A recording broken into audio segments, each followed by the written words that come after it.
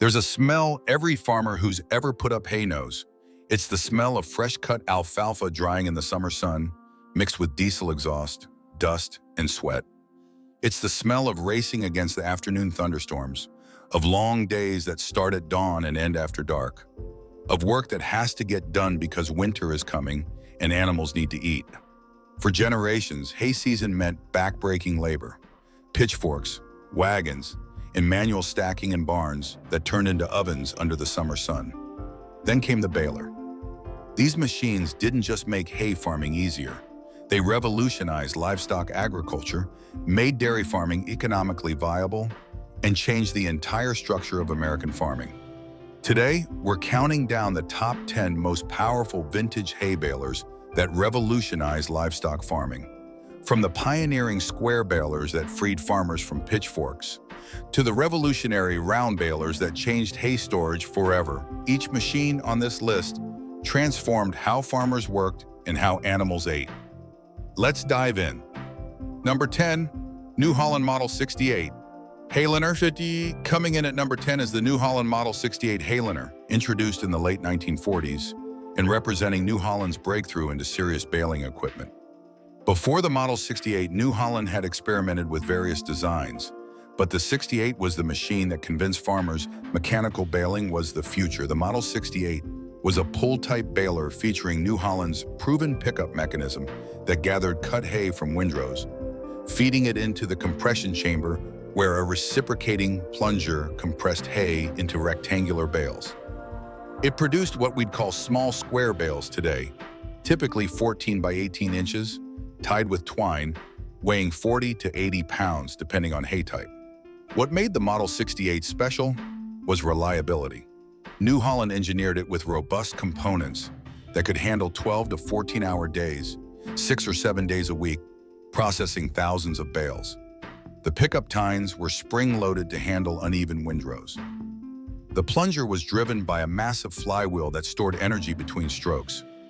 The knotters, the mechanisms that tied twine around each bale, were New Holland's pride, capable of tying thousands of knots without missing. Farmers who bought Model 68s typically reported processing 300 to 500 bales per day in good conditions, a massive improvement over manual handling. You could cut hay in the morning, let it dry through the afternoon, and have it baled and in the barn by evening. This speed mattered enormously. Weather determines everything in hay farming, and the ability to process hay quickly meant better quality and less weather risk. The Model 68 found particular success in dairy country, Wisconsin, New York, Pennsylvania, where farmers needed high-quality hay for milk production. Production continued until 1953, with thousands built. Many logged over 20 seasons before retirement. The Model 68 proved self-propelled harvesting wasn't just possible, it was the future. Number 9, International Harvester 46 Baler. At number 9, we have the IH-46 baler, introduced in 1952 and representing International's determination to compete in every segment of farm equipment. IH had dominated tractors and combines, but hay equipment had been New Holland's territory. The 46 was International's statement that they could build balers as good as anyone. The IH-46 was a conventional pull-type square baler, but International brought their legendary build quality. The frame was heavy-gauge steel, overbuilt by standards of the era. The pickup mechanism used International's patented floating pickup design that adjusted automatically to ground contours, gathering hay cleanly even in rough fields. What really distinguished the 46 was the knotter design. IH engineers had studied every baler on the market and designed what they believed was the most reliable knotter mechanism available. It used fewer moving parts than competitive designs, reducing potential failure points. The twine path was simplified, reducing friction and wear. The result was a knotter that could run all day without adjustment. International marketed the 46 aggressively through their extensive dealer network, and it gained market share quickly. Farmers appreciated International's parts availability and service support when something broke during hay season, and something always broke. Bite dealers could usually get parts within 24 hours. This reliability of support mattered as much as machine reliability. The 46 found success particularly in beef cattle regions, The Great Plains, Texas, the Midwest, where ranchers were transitioning from loose hay to baled hay for winter feeding. Production continued through the late 1950s, and many remained in service into the 1970s. Today, collectors value IH-46 balers for their robust construction and distinctive IH red paint. Number 8. John Deere 14T Baler. Moving up to number 8, we're looking at the Model 14T baler, introduced in 1954 and representing Deere's typically methodical approach. John Deere didn't rush into hay balers. They watched New Holland and International establish the market, learned from early designs, then introduced a baler that incorporated improvements based on years of observation. The 14T featured John Deere's signature green and yellow paint and legendary attention to detail. The pickup mechanism used Deere's floating pickup design with wide tines that gathered hay gently, reducing leaf loss, critical for maintaining hay quality.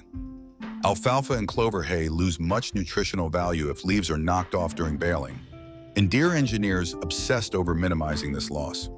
The plunger and compression system was driven by a substantial flywheel that Deere sized conservatively, probably bigger and heavier than strictly necessary, but providing absolutely consistent power. But the 14T's real innovation was the knotters. John Deere engineers designed knotters that were mechanically simpler than competitors but functionally superior. The Deere knotters had fewer parts, used larger bearings, and incorporated better lubrication systems. The result was legendary reliability. Farmers reported running 14Ts through entire seasons without a single missed knot if properly maintained. John Deere's dealer network gave the 14T enormous advantage. Deere dealers prided themselves on service, and during hay season they kept common parts in stock for emergency repairs. This dealer support, combined with inherent reliability, made the 14T extraordinarily popular.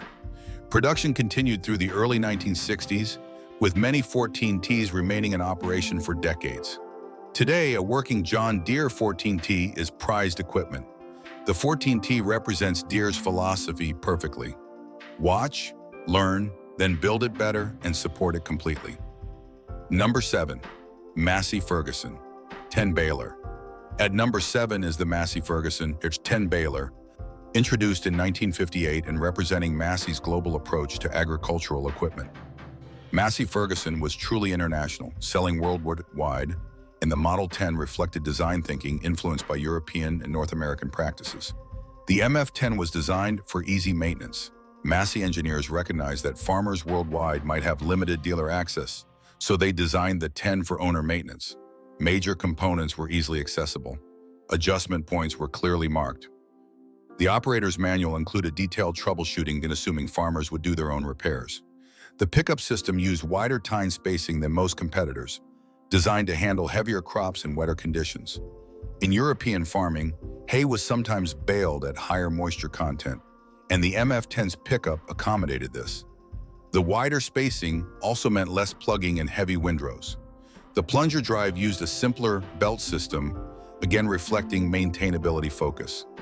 Belts were easier to replace than chains or gears. The MF10 produced standard small square bales and was rated for 300 to 500 bales per day. But where it really shined was versatility. The machine handled different crop types well: grass hay, alfalfa, straw, even some forage crops. This versatility made it popular on diversified farms in international markets, where farmers might bale various crops throughout the season. Massey Ferguson's global dealer network meant the Model 10 sold not just in North America, but in Europe, Australia, South America, and anywhere Massey had distribution. Production continued through the 1960s. Today, MF10 balers are appreciated by collectors and small farmers who value their straightforward, maintainable design. The Model 10 proved that sometimes the best machine isn't the fanciest. It's the one designed for real conditions. Number 6, Vermeer 605 Series Round Baler. Breaking into our top 5 at number 6 is the Vermeer 605 Series Round Baler, introduced in the 1970s and representing a complete revolution in hay baling. Before Vermeer pioneered practical round balers, virtually all hay was baled in small squares. Round bales had been attempted before, But Vermeer's design was the first that really worked for commercial agriculture. The 605 series featured Vermeer's belt-driven baling chamber, where hay was picked up from the windrow and rolled into a cylindrical bale as continuous belts rotated around the growing bale. The process was fundamentally different from square baling. Instead of compressing hay into a plunger chamber and tying individual bales, the round baler continuously rolled hay into an ever larger cylinder until the chamber was full. The bales produced were typically 4 to 5 feet in diameter and width, weighing 800 to 200 pounds. This was revolutionary. One round bale equaled roughly 15 to 20 small square bales. A farmer who previously handled 500 small squares, lifting each multiple times, could now handle the equivalent in 30 round bales, mostly moved with tractor loaders rather than manual labor. But it wasn't just about reduced handling. Round bales had storage advantages. Their cylindrical shape shed water when stored outside. The outer layer weathered and sealed, protecting the interior. Farmers could stack round bales in fields and leave them all winter, feeding directly from the field. Square bales required barn storage or tarping. The infrastructure savings were significant. Many farmers could eliminate hay barns entirely. Vermeer marketed the 605 aggressively, essentially creating a market that didn't exist. Many farmers were skeptical initially, but farmers who tried them became converts. The labor savings alone justified the investment within a season or two. The 605 series wasn't the most powerful baler by horsepower, but its impact was revolutionary. By the 1980s, round balers were outselling square balers in many markets. Vermeer's innovation fundamentally changed hay farming. Number 5. New Holland 316 baler. Coming in at number 5 is the New Holland 316. Introduced in 1968 and representing the pinnacle of small, square baler technology before round balers began dominating. The 316 wasn't revolutionary in concept. It was a conventional square baler, but it was executed with such refinement that it became the standard against which all other square balers were measured. The 316 featured an upgraded pickup with 80-inch width, wider than previous models, allowing faster ground speeds. The tines were precisely engineered for minimal crop loss, particularly important for leafy crops like alfalfa, where nutritional value resided in leaves. New Holland claimed their pickup design reduced leaf loss by 30% compared to competitive balers, a claim supported by university extension testing. The plunger system featured New Holland's patented soft start design that reduced shock loads on the tractor PTO. Anyone who's operated a square baler knows the characteristic ka-chunk rhythm as the plunger strokes. That shock load can be hard on tractor drivetrain components. New Holland's soft start system smoothed the power demand, reducing wear on both baler and tractor. The 316's knotters were essentially perfected versions of designs New Holland had refined for decades. They tied with remarkable consistency. Operators reported thousands of bales between missed knots if properly maintained. The 316 was rated for higher capacity than previous models, capable of processing 10 to 15 tons per hour, translating to 600 to 800 bales per day. New Holland marketed the 316 heavily to dairy farmers, emphasizing hay quality preservation. The machine became standard equipment on progressive dairy farms throughout the Northeast and Upper Midwest. The 316 remained in production through the 1970s and early 1980s, even as round balers gained market share. Today, vintage 316 balers are highly sought after. The machine represents the peak of square baler refinement. Number 4. Heston 5800 round baler. At number 4, we're looking at the Heston 5800, introduced in 1977 and representing a different approach to round baling than Vermeer's belt system. Heston pioneered the roll belt design that many manufacturers eventually adopted, proving there was more than one way to make a round bale. The Heston 5800 used multiple individual rubber belts running on rollers. As hay entered the chamber, these belts began rolling it into a cylinder. The advantage was flexibility. The roll belt system could accommodate varying crop density more easily than some competing designs. The disadvantage was complexity. More moving parts meant more potential maintenance. But Heston engineered the 5800 with remarkable reliability despite complexity. The belt tensioning system was sophisticated, automatically adjusting to maintain consistent pressure as the bale grew. The drive system used heavy chains and sprockets designed for long service life.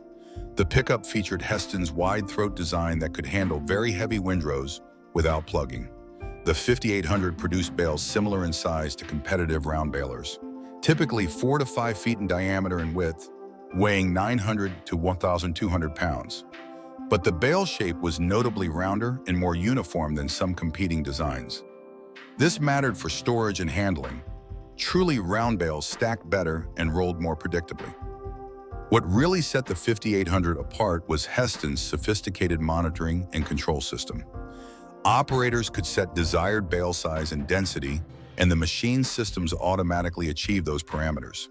The twine wrapping system wrapped twine in a precise pattern, ensuring the bale held together during handling and storage. Heston marketed the 5800 as the thinking farmer's round baler, emphasizing sophistication and control systems. The machine found particular success in the Great Plains and Midwest, where large-scale operations valued consistency. The 5800 proved that round baling technology could evolve, with multiple valid approaches to solving the same problem. Number 3. John Deere 535 round baler. Breaking into our top 3 at number 3, the John Deere 535 round baler. Introduced in the early 1980s and representing Deere's entry into round baling after watching the market develop. True to form, John Deere didn't rush.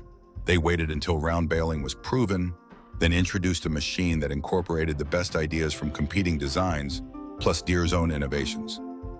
The 535 used a variable chamber design, somewhat different from both Vermeer's belt system and Heston's roll belt approach. Deere's system used a combination of fixed and movable components that allowed the baling chamber to expand as the bale grew. This provided excellent bale density control and resulted in bales with very consistent shape and density. John Deere's legendary reliability showed in the 535's construction.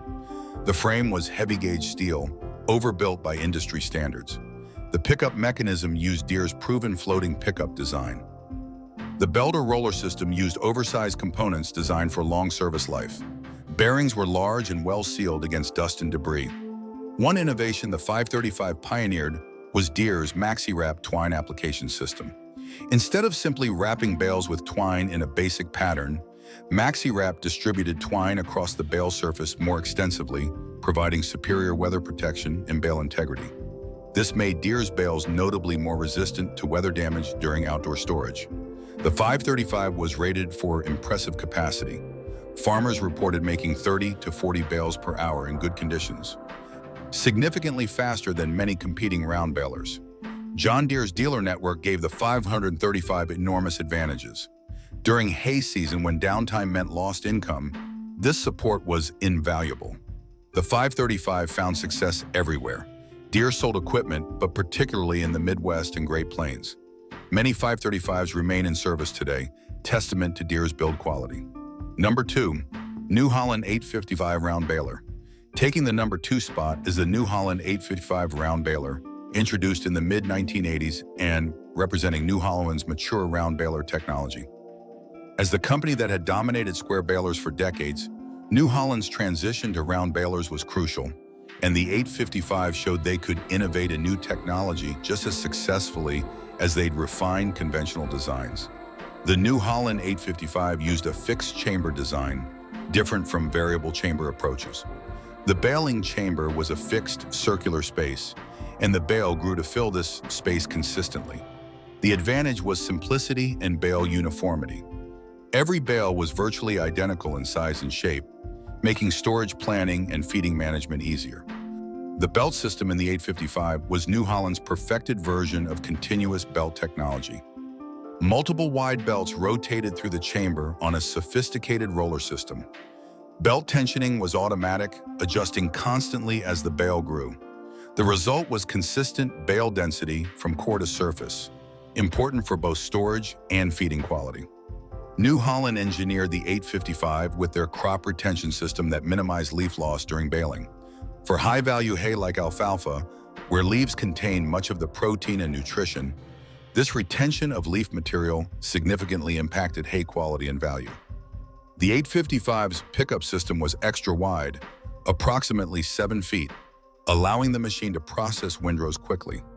One feature that set the 8 and 55 apart was New Holland's one-button operation concept. Once set up, operators essentially monitored the machine and pushed one button when the bale was complete. The machine automatically stopped rotation, wrapped the bale, cut the wrap material, and prepared for the next bale. The 855 featured New Holland's advanced net wrap system, an alternative to twine wrapping that provided superior weather protection. Net wrap covered nearly the entire bale surface, creating a sealed outer layer that shed water extremely well.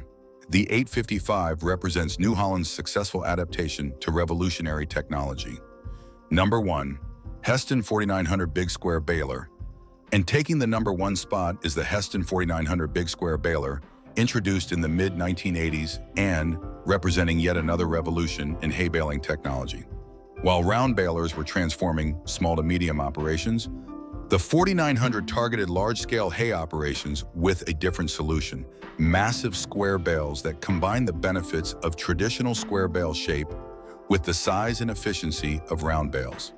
The Heston 4900 was an enormous machine, dwarfing conventional square balers. It produced bales that were 3 feet by 3 feet in cross-section and up to 8 feet long, weighing between 800 and 1,400 pounds, depending on crop type and density settings.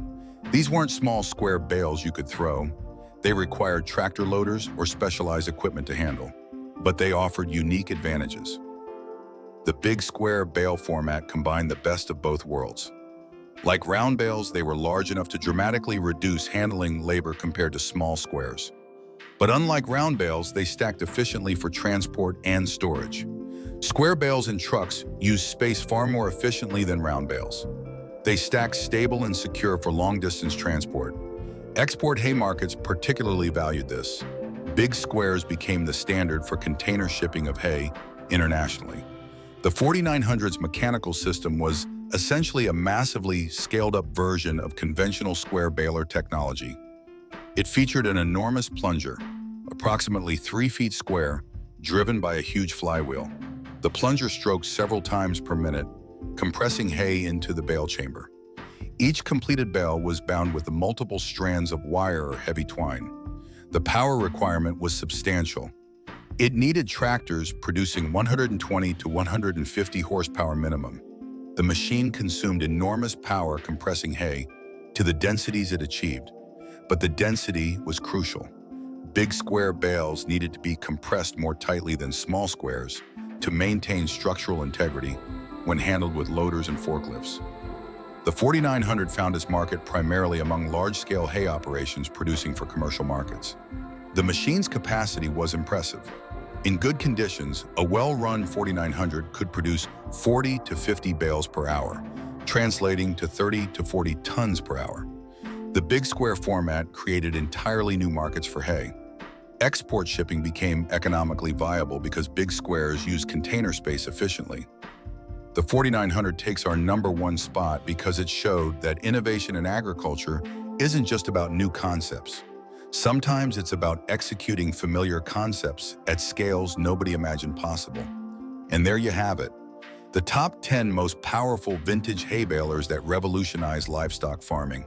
From the pioneering small square balers that freed farmers from pitchforks, through the round bale revolution that changed hay storage forever, to the massive big square balers that created new international markets. Each machine on this list transformed how farmers worked and how animals ate. Which one surprised you most? Do you remember baling hay with any of these machines? Or maybe you're still using one today? Drop your thoughts in the comments below. And if you enjoyed this journey through hay equipment history, don't forget to hit that like button. Share this video with fellow farming enthusiasts and subscribe for more deep dives into the machines that built modern agriculture. Thanks for watching, and we'll see you in the next one.